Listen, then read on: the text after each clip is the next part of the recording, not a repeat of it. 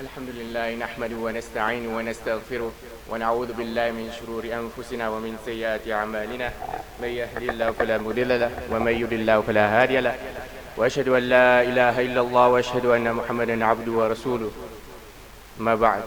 In the name of Allah, the most beneficent, the most merciful. All praises is to Allah, the one who says be and it is. In all the 99 names of Allah, the one who has blessed us with Iman. Assalamu alaikum wa rahmatullahi wa barakatuh. Our beloved Nabi Muhammad sallallahu alayhi wa sallam would use many different methods in which he would try to get his message across to the Sahaba radiallahu anhum, the companions of our beloved Nabi Muhammad sallallahu alayhi wa sallam. And quite often he would ask them a question, give them time to think about it, and later he would give them an answer. Which brings me to an incident that took place during the Khilafat of Umar ibn Khattab radiallahu anhu. So during the Khilafat of Umar ibn Khattab radiallahu anhu, two young men dragged in a young boy into the courthouse of Umar ibn Khattab radiallahu anhu. So Umar ibn Khattab radiallahu anhu, he says, "Oh young boys, what are you doing? Why are you dragging this young man into the courtroom?" So both of them scream and shout and say, "Ya Amirul Mu'mineen, he has killed our father."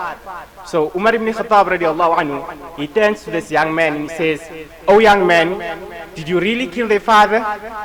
So the young man says, "Yes, I did. But you see, by accident. You see, my camel used to tread on their property. So one day, their father became angry and he took a rock and threw it at the eye of my camel. So when I saw my camel in such excruciating pain, I became so angry that I picked up a rock and threw it at the head of their father, and he passed away." So Umar ibn Khattab radiallahu anhu, he turns to this young man, to these two young brothers, and he says, "Will you forgive this young man?" So they reply and say, "No, Amir al-Mu'mineen, we want qisas, we want retribution for our father." So Umar ibn Khattab radiallahu anhu, he turns to the young man and he says, "Oh young man, do you have any last request, any last wishes before before the qisas is established upon you?" So the young man says, "Yes, Amir al-Mu'mineen, I request 3 days to go and retrieve some wealth that my father had left behind for my brother and I before he passed away. So I request 3 days to go and retrieve this wealth and hand it over to my brother before the qisas is established upon me." So Umar ibn Khattab radiallahu anhu, he thinks this young man is lying. So he says, "Oh young man, what wealth, what younger brother, what father, what are you talking about?" So the young man smiles and he says, "Trust me." So Umar ibn Khattab radiallahu anhu, he sits down and he thinks about it. And then he says, "Okay, I'll give you 3 days, but you need to bring me a guarantor." So Umar ibn Khattab, so the young boy turns around into the courtroom filled with people. And he says, "Who will help me today?" And as he looks, people either look down or look away. Nobody wanted to help this young man. Suddenly, a hand raises up in the back of the courtroom. Whose hand is this? It is the illustrious companion of our beloved Nabi Muhammad sallallahu alayhi wa sallam, Abu Dhar al-Ghifari, the same companion that had given dawah to many tribes in the Arab Peninsula. So Abu Dhar al-Ghifari stands up and says, "I will be a guarantor for this young man." So anyway, Umar ibn Khattab radiallahu anhu, he allows this young man to go for these 3 days. But now you need to understand what it means to be a guarantor.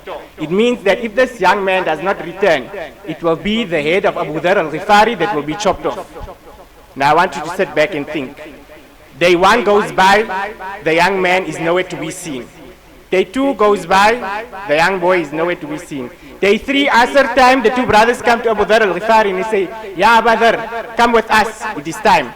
So Abu Dhar al-Ghifari says, "Yes, I will go with you, but no, the day only ends at Maghrib time." So now, as Abu Dhar al-Ghifari radiallahu anhu and these two young brothers make their way to the courtroom of Umar ibn Khattab radiallahu anhu, people begin to follow because now this is the talk of the town. Everybody wants to know what's going to happen next. Now I want you to think. The courtroom is filling up. The suspense and anxiety is filling up. People are asking, will the head of Abu Dhar al-Ghifari be chopped off for this young man? And it's only minutes before the Maghrib Adhan is called. Suddenly, the boy rushes in. People begin to have a sigh of relief, but at the same time they question what's going to happen next. Will this young man's head be chopped off? So Umar radiallahu anhu, he asked the young boy and he says, "Oh young man, I did not follow you, nor did I send a spy behind you. So what made you come back?" So the young man smiles and says, "I did not want it to be said that a Muslim had given his word and he broke it." So Umar ibn Khattab radiallahu anhu was amazed by this answer. But then he turns to Abu Dharr al-Ghifari radiallahu anhu and he says, "Ya Abu Dharr, what made you want to be a guarantor for this young man?" So Abu Dharr al-Ghifari says, "I did not want it to be said that there was a Muslim in need and there was no one there to help him." On hearing that, the two brothers scream and shout and say, "Ya Amirul Mu'mineen, if we have such Muslims like this, how can it be that if a Muslim asks for forgiveness and there's no one to forgive him, so we forgive him, Ya Amirul Mu'mineen?" This was the legacy of Islam. This was the code of conduct of Islam. And this is why, during the Khilafat of Umar ibn Khattab radiallahu anhu, they were able to conquer from the south of China all the way to the south of France. It is because they had strong relations with Allah subhanahu wa ta'ala. They did everything with ihsan, perfection, and they lived with the code of conduct of Islam. Now, I want you to ask yourself, what is your code in life? Every Muslim, every man should have a code in life, which is iman, strong faith in Allah subhanahu wa ta'ala, strong consciousness of Allah subhanahu wa ta'ala, loyalty and family ties, where we can follow the examples of the prophets that has passed before us, and they were tested in their faith. Imagine our father Ibrahim alayhi salam, when he was being thrown into that fire. What was the first words that came to his tongue? Hasbunallah wa ni'mal wakil. And this is the same very dua that came to the tongue of our beloved Nabi Muhammad sallallahu alayhi wasallam when he was being surrounded by the enemy in the battle of Ahzab. Hasbunallah wa ni'mal wakil. Now, you must ask yourself, what makes this dua so powerful? What does it mean?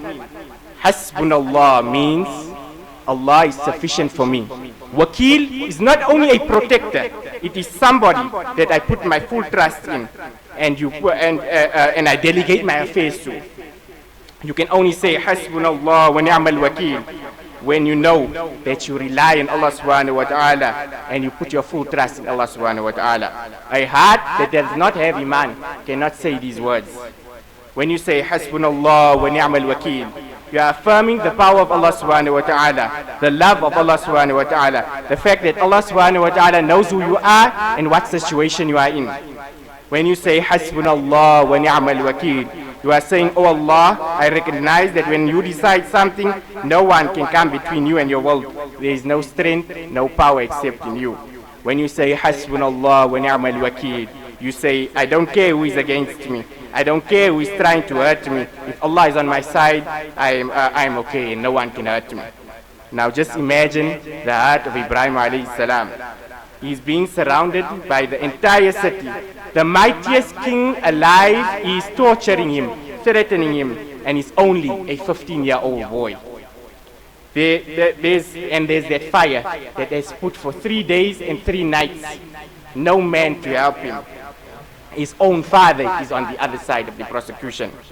Just imagine, not a single soul in the world can help him. Yet what does he say? Hasbunallah wa ni'mal wakil. Allah will protect me. Hasbunallah wa ni'mal wakil. Oh Allah, I turn to you. You will deal with that fire that has put in front of me. And you will deal with all those that have gathered against me. So when Ibrahim alayhi salam was thrown into the fire itself became cool, fragrant and green. Now this is what happens when you put your full trust in Allah subhanahu wa ta'ala. When you say Hasbunallah wa ni'mal wakil, you affirm the power of Allah. You affirm the power of Allah and you affirm, "Oh Allah, I believe in you and your power and I believe in your might. Oh Allah, you are al-Malik." So you can only say Hasbunallah wa ni'mal wakil when it comes from the depths of your heart, when you understand that Allah is the one and your only protector. Now, I would, if nobody understood what I say, if you can't take anything from today, if you remember these 5 advices that I'll give you next, it will help you through every trial and tribulation in your life. So one day, Sal ibn Sa'd radiallahu anhu narrates that one day Jibreel alayhi salam comes down to our beloved Nabi Muhammad sallallahu alayhi wasallam, and he says, "Ya Muhammad, O Muhammad," 5 advices. He says, "Ish ma shi't fa innaka mayyitun." He says, "Love how you wish, but know that one day you will die." Now we all know this is a promise from Allah subhanahu wa ta'ala. كُلُّ نَفْسٍ ذَائِقَةُ الْمَوْتِ. Every soul shall taste death. Number 2, he says, وَحْبَبْ مَا شِئْتَ فَإِنَّكَ مُفَارِقَةٌ بِهِ. He says, love who you wish, but know you'll be separated from that person. Number 3, he says, وَعَمَنْ مَا شِئْتَ فَإِنَّكَ مَجْزِيٌّ بِهِ. He says, do what you wish, but know you'll be recompensed and rewarded accordingly. Now, a lot of us fulfill all the huquq of Allah subhanahu wa ta'ala. That is salah, zakat, all of those type of things. But we forget the main important aspect that can be, that main aspect can lead us to Jahannam. That is the huquq al-ibad, the rights of people, the rights that our brothers have upon us. This is something that we should stress. That is something that we should learn about and we should try our best to fulfill. Next he says, وَعْلَمْ أَنَ الشَّرَفَ الْمُؤْمِنِ قِيَامُ اللَّيْلِ. He says, the honor of a believer is him standing up in prayer in the middle of the night. That is qiyamul layl, tahajjud salah. That is when Allah subhanahu wa ta'ala comes down and he says, who is there to ask me so I can answer his prayers? Then he says, وَعِزَّتِهِ إِسْتِغْنَاءُ عَنِ النَّاسِ. And he says, the dignity of a believer is him being independent of man. Allah subhanahu wa ta'ala wants us only to be dependent on him. Now, there's a dua that our beloved Nabi Muhammad sallallahu alayhi wa sallam used to read, and this dua encompasses everything. It goes, Allahumma bi'ilmika al-ghayb. Oh Allah, by the one who has knowledge of the unseen. Wa qudratika ala al-khalq. And by the one who has the ability to create. Ahina ma alimta al-hayata khayran lana. Give us life as long as you know that life is better for us. Wa tawaffana ma alimta al-wafata khayran lana. And give us death as long as you know that death is better for us. Allahumma inna nas'aluka khashyataka fil ghaybi wash shahada. Oh Allah, we ask you for fear of you in open and in secret. Allahumma inna nas'aluka kalimat al-haqq fil ghadabi wal rida'a. Oh Allah, we ask you to speak the truth in times when we are in extreme anger or in extreme happiness. Allahumma inna nas'aluka al-qasta fil faqri wal ghina'a. Oh Allah, we ask you for moderation in when we are poverty stricken or when we are wealthy. Oh Allahumma inna nas'aluka, Allahumma inna nas'aluka, Allahumma inna nas'aluka, Allahumma inna nas'aluka na'iman la yanfad. Oh Allah, we ask you for bounties that will never replenish. Allahumma inna nas'aluka qurrata al-'ayni la tanqati'. Oh Allah, we ask you for coolness of our eyes that will never end. Allahumma inna nas'aluka ar-rida'a ba'da al-qada'a. Oh Allah, we ask you for a happy ending after you have judged between us. Allahumma inna nas'aluka bard al-'ayshi ba'da al-maut.